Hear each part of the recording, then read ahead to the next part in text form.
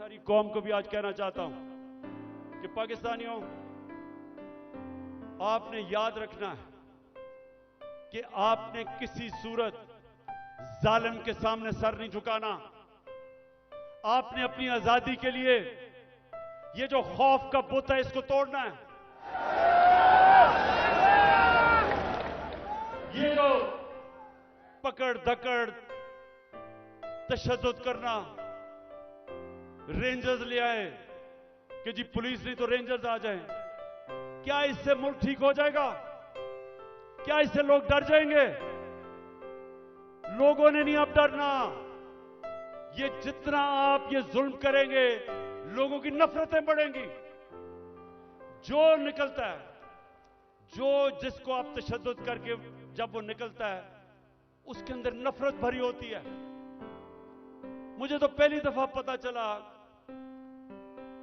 कि जब मुझे एक बलूचिस्तान में मिनिस्टर ने कहा, उसने कहा इमरान खान, खुदा के वास्ते अपने लोगों को बताओ कि ये जो हमारे लोगों को पकड़ के तशद्दुद टॉर्चर करते हैं, वो जब वापस जाता है सारा का सारा गांव खिलाफ हो जाता है। वो कहता है जब वो उसकी, जिस तरह उस बेचारे को जिले शाह को कत्ल किया, अगर कत्ल करते हैं, जब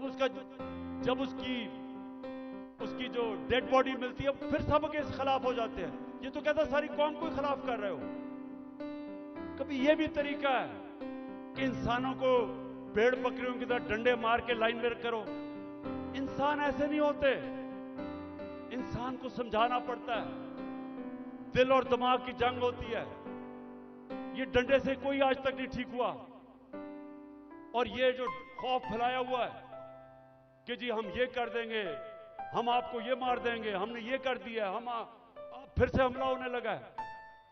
देखें, आखिर में मैं आपको ये बात बता दूं,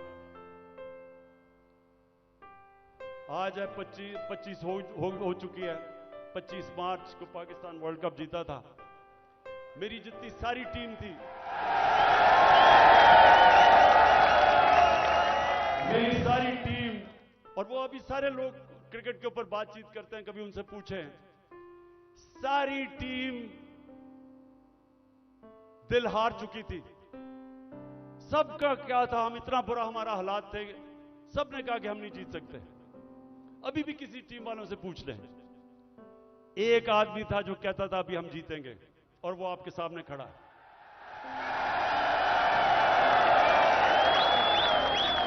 आखिरी गेंद तक लड़ने वाला कप्तान था मैं, और अभी भी आखिरी गेंद तक लड़ूंगा अपने मुल्क के लिए।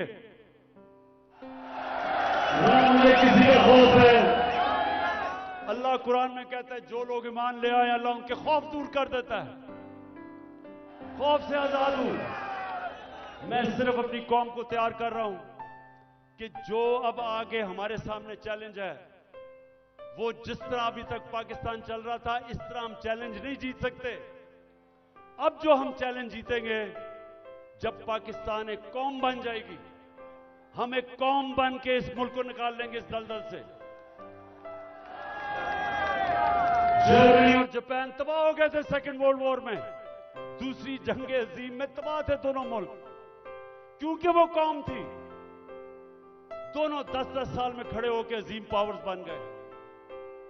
ये जो चैलेंज है, ये हम सिर्फ एक कौम बन के जीत सकते हैं, और कौम बनेगी जिसकी बुनियाद रखी जाएगी इंसाफ के ऊपर, कानून की हुक्मरानी के ऊपर। और इसलिए आखिर में हम अपनी अदलिया को आज पैगाम देना चाहते हैं कि कौम आपके साथ खड़ी है, और आपने आइन की हिफाजत करनी है, और इंशाअल्लाह हम इंशाअल्लाह इस मुल्क को एक अजीम कौम बनाएंगे। पाकिस्तान जिंदाबाद। उर्दू TV 22 के वीडियोस को पसंद करने का बहुत बहुत शुक्रिया।